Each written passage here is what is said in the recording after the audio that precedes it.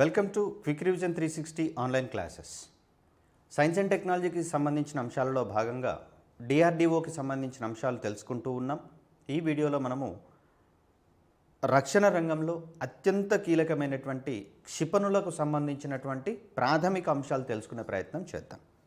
ముఖ్యంగా క్షిపణి అంటే ఏంటి, ఇది ఏ రకాలుగా ఉంటుంది, ఎలా ప్రయాణిస్తుంది, అదేవిధంగా భారత్ సముపార్జించుకుంటున్నటువంటి క్షిపణుల యొక్క ప్రత్యేకతలు, ప్రాధాన్యతలు ఏంటి, క్షిపణుల యొక్క వర్గీకరణ ఏ ఏ కోణాలలో ఉంటుంది, ఏ ఏ అంశాల ఆధారంగా ఉంటుంది, ఇవన్నీ ఎగ్జామినేషన్ పాయింట్ ఆఫ్ వ్యూలో అత్యంత కీలకమైనటువంటి అంశాలు. ముఖ్యంగా చూస్తే క్షిపణుల తయారీకి సంబంధించి, క్షిపణుల వినియోగానికి సంబంధించి భారత్లోనే దాని మూలాలు ఉంటున్నట్లుగా మనకు తెలుస్తూ ఉంది.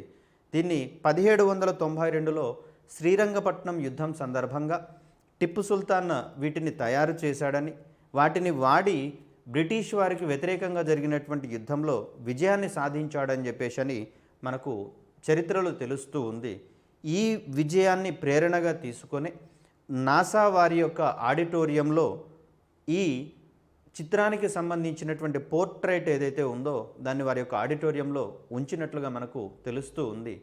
మరి ఇలా చూస్తే క్షిపణులకు సంబంధించినటువంటి అంశాలను చాలా ముఖ్యమైనవిగా భావించే ఎగ్జామినేషన్ పాయింట్ ఆఫ్ వ్యూలో తెలుసుకోవాల్సినటువంటి అవసరం ఉంది. ఏంటి ఇక్కడ క్షిపణి అంటే, వీటిని మనము మిస్సైల్స్ అనేటటువంటి అంశంగా చూస్తాం.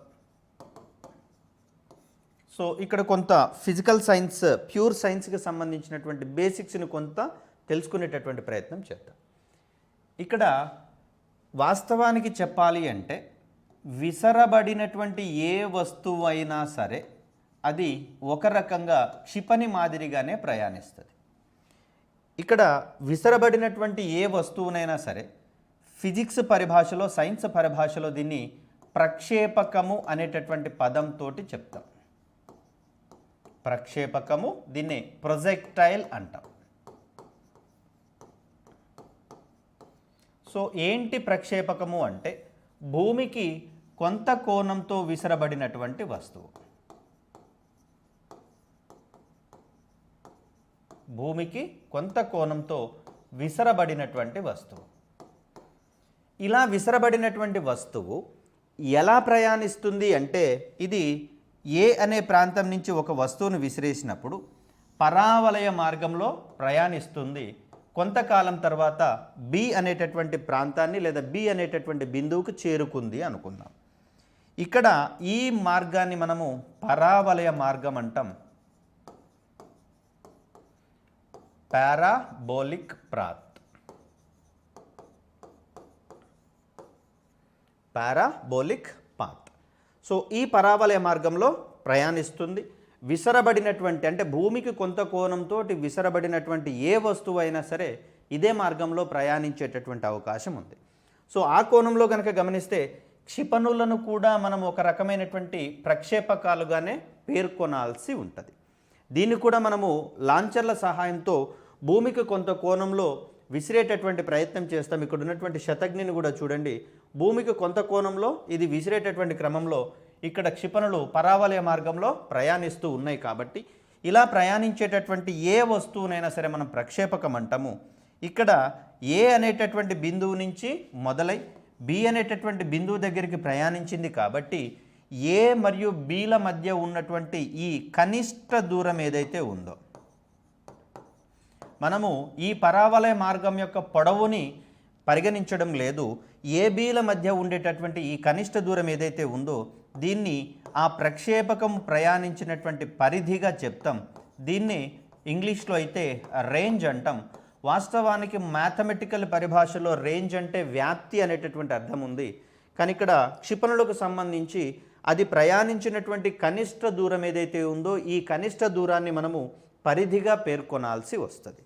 ఒక ప్రక్షేపకానికి సంబంధించినటువంటి పరిధి అంటే అది ఎక్కడి నుంచి అయితే ప్రయోగించబడిందో అది ఆ బిందువు నుంచి మొదలుకొని అది ఏ ప్రాంతాన్నైతే చేరిందో ఆ రెండిటికి మధ్యలో ఉండేటటువంటి కనిష్ట దూరాన్ని మనం ఇక్కడ పరిధిగా పేర్కొంటాం. మరి ఇక్కడ ప్రక్షేపకానికి క్షిపణికి మధ్య డిఫరెన్స్ ఏంటి అంటే, విసరబడినటువంటి ఏ వస్తువునైనా సరే మనం ప్రక్షేపకం అంటాం. అలా క్షిపణి కూడా ఒక రకంగా ప్రక్షేపకం మాదిరిగానే ఉంటుంది. అయితే మిగిలిన ప్రక్షేపకాలతో కంపేర్ చేస్తే క్షిపణులకు కొన్ని ప్రత్యేకమైనటువంటి వ్యవస్థలు ఉంటాయి.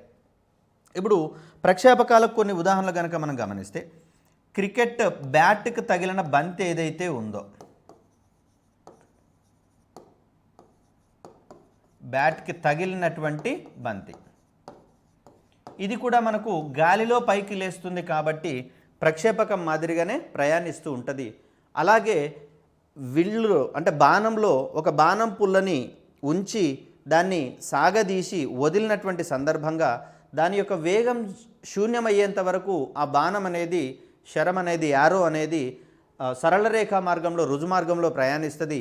వేగం తగ్గుతున్నటువంటి క్రమంలో అది తిరిగి పలావలయ మార్గంలో ప్రయాణిస్తూ భూమిని చేరేటటువంటి ప్రయత్నం చేస్తుంది. సో ఇలా మనకు అనేకమైనటువంటి ఉదాహరణలు ఉన్నాయి. ఇక్కడ వైమానిక వాహనాల్లో లేదా యుద్ధ విమానాలలో వాటి నుంచి ప్రయోగించబడినటువంటి క్షిపణులు ఏవైతే ఉన్నాయో ఇవి కూడా నేరుగా లక్ష్యాల మీద పడేటటువంటి అవకాశం లేదు. అవి కూడా ఆ యుద్ధ విమానం ప్రయాణించేటటువంటి వేగానికి సమానమైనటువంటి వేగంతో విడుదల చేయబడతాయి కాబట్టి పరావలయ మార్గంలోనే పడుతూ వాటి యొక్క టార్గెట్స్ మీద పడేటటువంటి ప్రయత్నం జరుగుతుంది. సో దీంట్లో ఏంటంటే స్వయంచాలితంగా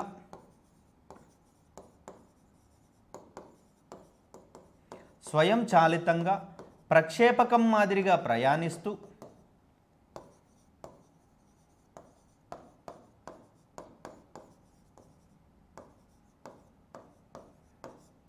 పేలుడు పదార్థాలను కలిగి పేలుడు పదార్థాలు లేదా ఆయుధ సామాగ్రి, పేలుడు సామాగ్రి అంటాము. సో ఆయుధ సామాగ్రిని కలిగి ఓకేనండి, గైడెన్స్ వ్యవస్థ సహాయంతో మార్గనిర్దేశక వ్యవస్థ అంటాము. గైడెన్స్ వ్యవస్థ సాయంతో లక్ష్యాలను ఛేదించేటటువంటి వస్తువులను ఏవైతే ఉన్నాయో వాటిని మనము క్షిపణులు అనవచ్చు.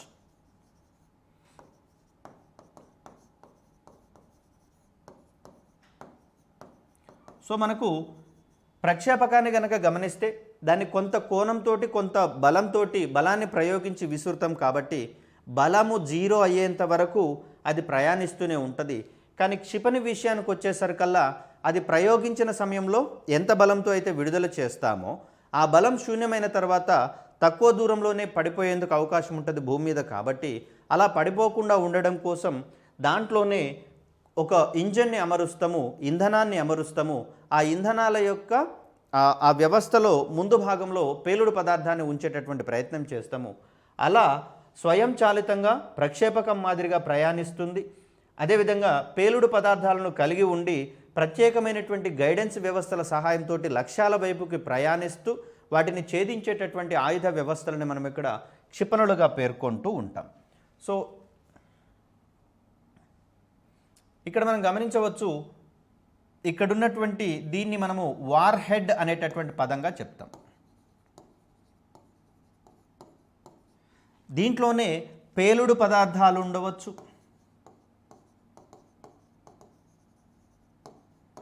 దీనితో పాటుగా రసాయన పదార్థాలు ఉండవచ్చు. రసాయన పదార్థాలు కనుక ఉంటే దాన్ని రసాయన ఆయుధాలుగా మనం పేర్కొంటాం. తర్వాత జీవ ఆయుధాలు ఉండవచ్చు, ఆంథ్రాక్స్ వంటి వ్యాధులను కలిగించేటటువంటి సూక్ష్మజీవులను కూడా వాడవచ్చు. వీటితో పాటుగా అనుధార్మిక పదార్థాలను కూడా వాడేటటువంటి అవకాశం ఉంది. అనుధార్మిక పదార్థాలు.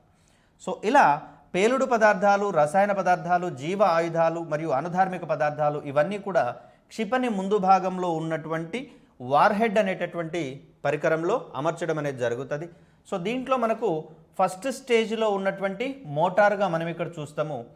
ఇది సిమిలర్ టు రాకెట్గా కూడా ఉంటుంది. లాంచ్ వెహికల్స్ అన్నాం కదా, similar to launch vehicles. So ఉపగ్రహ ప్రయోగాలలో వాడేటటువంటి లాంచ్ వెహికల్స్ ఏవైతే ఉన్నాయో వాటి యొక్క నిర్మాణాన్నే క్షిపణులు కూడా పోలి ఉంటాయి. దూరాలను బట్టి, దూరాలు పెరుగుతున్న కొద్దీ క్షిపణుల యొక్క ఆకారం అమాంతం పెరిగిపోయేటటువంటి పరిస్థితి ఉంటుంది. స్వల్ప దూరాలకు ప్రయోగించేటటువంటి క్షిపణులు చాలా తక్కువ బరువుతోటి, తక్కువ పరిమాణంలో ఉండేటటువంటి ప్రయత్నం జరుగుతుంది.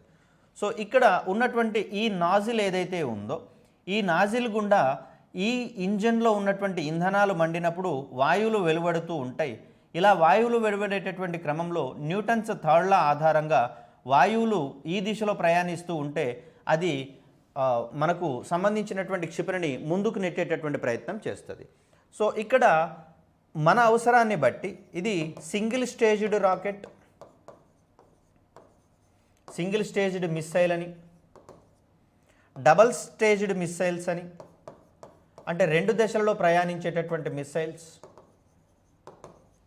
అదేవిధంగా 3 దశల్లో ప్రయాణించేటటువంటి 3 దశల్లో లేదా 3 అంచెలలో ప్రయాణించేటటువంటి మిస్సైల్స్ అని, అదేవిధంగా 4 దశల్లో లేదా 4 అంచెల్లో ప్రయాణించేటటువంటి మిస్సైల్స్ అనేవి మనకి ఇక్కడ వినియోగంలో ఉంటాయి. సో మనం వాడేటటువంటి అంచె ఆధారంగా ఎన్ని మోటార్లు ఉండాలనేది మనమే డిసైడ్ చేసుకుంటూ ఉంటాం.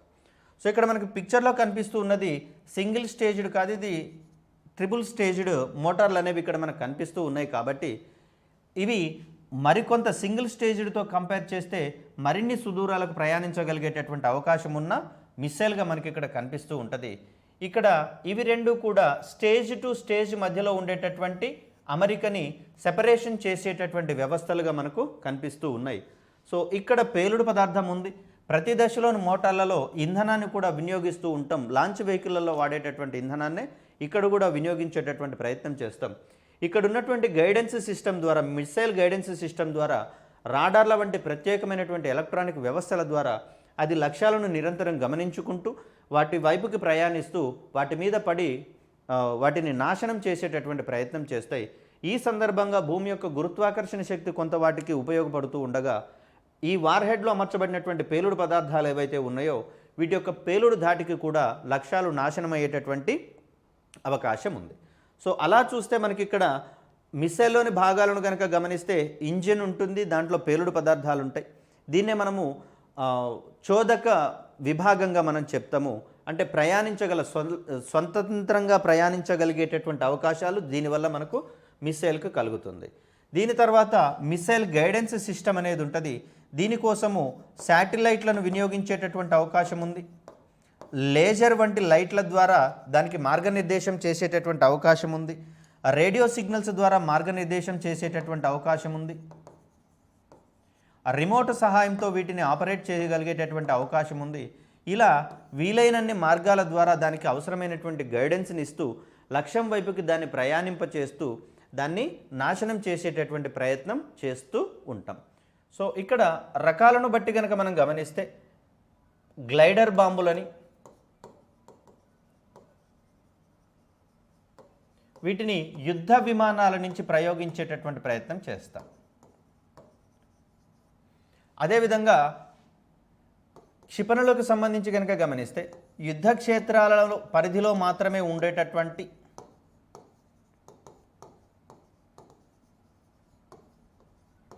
స్వల్ప దూరాలకు మాత్రమే ప్రయాణించేటటువంటి క్షిపణులు ఉన్నాయి.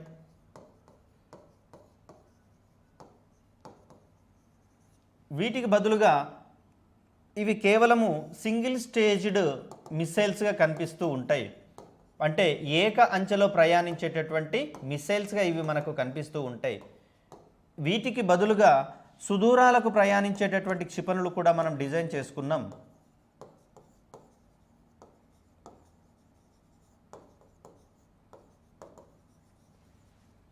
ఇవి 2 నుంచి 3 లేదా 4 అంచెలలో ప్రయాణించేటటువంటి మిస్సైల్స్గా మనకు కనిపిస్తూ ఉంటాయి.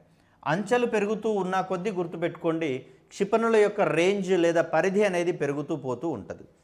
ఇలా మనకు 1792లో వాడినటువంటి శ్రీరంగపట్టణం యుద్ధం సందర్భంగా వెలుగులోకి వచ్చినటువంటి మిస్సైలుగా మనం వీటిని తగ్రక్ అనేటటువంటి పేరుతోటి పిలుస్తాం.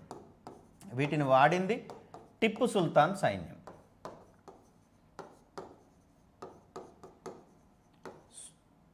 టిప్పు సుల్తాన్ సైన్యం వీటిని వాడడం అనేది జరిగింది. ఏంటి అంటే లోహపు తొడుగుతో కూడినటువంటి ఒక పైపులో ఇక్కడ మందుగుండు సామాగ్రిని కూర్చడం అనేది జరుగుతుంది. ఈ మందుగుండు సామాగ్రిని కూర్చిన తర్వాత దానిని ముట్టించినట్లయితే ఇక్కడి నుంచి వెలువడేటటువంటి పొగ ద్వారా ఇది సుదూరాలకు ప్రయాణించేటటువంటి అవకాశం ఉంటుంది. తద్వారా దూరంలో ఉన్నటువంటి శత్రు మూకల మధ్యలో ఇవి పడి పేలిపోవడం ద్వారా వీరిని నాశనం చేసేటటువంటి ప్రయత్నం చేస్తుంది, చంపివేసేటటువంటి ప్రయత్నం చేస్తుంది. అలా టిప్పు సుల్తాన్ రూపొందించినటువంటి తగ్రక్ అనేటటువంటి క్షిపణులు చారిత్రకంగా చరిత్రపరంగా రూపొందించబడి వినియోగించబడినటువంటి మొట్టమొదటి క్షిపణులుగా మనకు తెలుస్తూ ఉంది. అయితే తగ్రక్ అనేటటువంటి ఈ క్షిపణుల కంటే ముందల వరకు కూడా గమనిస్తే ఇక్కడ లోహపు తొడుగుని వాడడం జరిగింది టిప్పు సుల్తాను. అంతక్రితం కనుక గమనిస్తే వాటిని వెదురు బొంగులలో గన్ పౌడర్ని అమర్చి ప్రయోగించేవారు. మరి ఈ గన్ పౌడర్ని వెదురు బొంగులలో అమర్చినప్పుడు వెదురు బొంగులు అనేవి వాటి యొక్క పొడవు తక్కువగా ఉంటుంది కాబట్టి కేవలం స్వల్ప దూరాలకు మాత్రమే అవి ప్రయాణించేటందుకు అవకాశం ఉంది. మరియు ఇవి స్వల్ప పరిమాణంలోనే ఉంటాయి కాబట్టి పెద్ద మొత్తంలో పేలును సృష్టించేటటువంటి అవకాశాలు లేవు కాబట్టి పెద్దగా విధ్వంసం అనేది జరగదు. కానీ టిప్పు సుల్తాన్ చేసినటువంటి ఈ మార్పుల వల్ల అవి సుదూరాలకు ప్రయాణించడం పాసిబుల్ అయింది. మోరోవర్ అవి పేలిపోవడం ద్వారా శత్రువులు పెద్ద మొత్తంలో చనిపోవడం కూడా జరిగింది. కాబట్టి ఈ యుద్ధంలో బ్రిటిష్ వారికి వ్యతిరేకంగా జరిగినటువంటి ఈ యుద్ధంలో టిప్పు సుల్తాన్ సైన్యం విజయం సాధించింది. ఆ విజయానికి గుర్తుగానే అమెరికా వారి నాసా యొక్క ఆడిటోరియంలో దీనికి సంబంధించినటువంటి చిత్రం అనేది అక్కడ ప్రదర్శనకు ఉంచబడినట్లుగా మనకు తెలుస్తూ ఉంది. అలా క్షిపణులు అనేవి తమను ఇతర శత్రు దేశాల సైన్యాన్ని నుంచి రక్షించుకోవడం కోసము ప్రతి దేశము సమీకరించుకునేటటువంటి ఒక రక్షణ ఆయుధంగా మనకి ఇక్కడ కనిపిస్తూ ఉంది. దీంట్లో అమర్చేటటువంటి ప్రత్యేకమైనటువంటి రాడార్ల వంటి పరికరాల ద్వారా అక్కడ లక్ష్యాలను చేరుకోవడంతో పాటు లక్ష్యాలను నిర్ధారించుకోవడము, లక్ష్యాలను నిర్దేశించుకోవడము, లక్ష్యాలను నిరంతరం గమనించుకోవడం కూడా ఈజీ అవుతుంది. మరి ఇలా చూస్తే క్షిపణులు అనేవి ఏ ఒక్క బ్రాంచ్కో స్పెషల్గా పరిమితమైనటువంటి అంశం కాదు. ఇవి విభిన్నమైనటువంటి అంశాల యొక్క కలయికగా మనకి ఇక్కడ కనిపిస్తూ ఉంది. ఈ మధ్య కాలంలో కంప్యూటర్ల సహాయంతో, జీపీఎస్ వంటి ఉపకరణాల సహాయంతో జీపీఎస్ లొకేషన్లను వాటికి ఇవ్వడం ద్వారా మార్గనిర్దేశక ఉపగ్రహాల సహాయంతో వాటిని మార్గనిర్దేశం చేస్తూ అక్కడ లక్ష్యాలను ఖచ్చితంగా చేరుకొని అత్యంత ఖచ్చితత్వంతో వాటిని ఛేదించగలిగేలా రూపొందించడం అనేది జరిగింది. ఈ కోణంలో కనుక గమనిస్తే క్షిపణులకు సంబంధించినటువంటి రకాలలో భాగంగా వాటన్నిటి గురించి తెలుసుకునేటటువంటి ప్రయత్నం చేద్దాం. రాబోయేటటువంటి వీడియోల్లో ఆ విషయాలను మీకు వివరించేటటువంటి ప్రయత్నం చేస్తాను. వచ్చే వీడియోలో వీటికి సంబంధించిన అంశాలు చూద్దాం. అప్పటి వరకు సెలవు. ధన్యవాదాలు.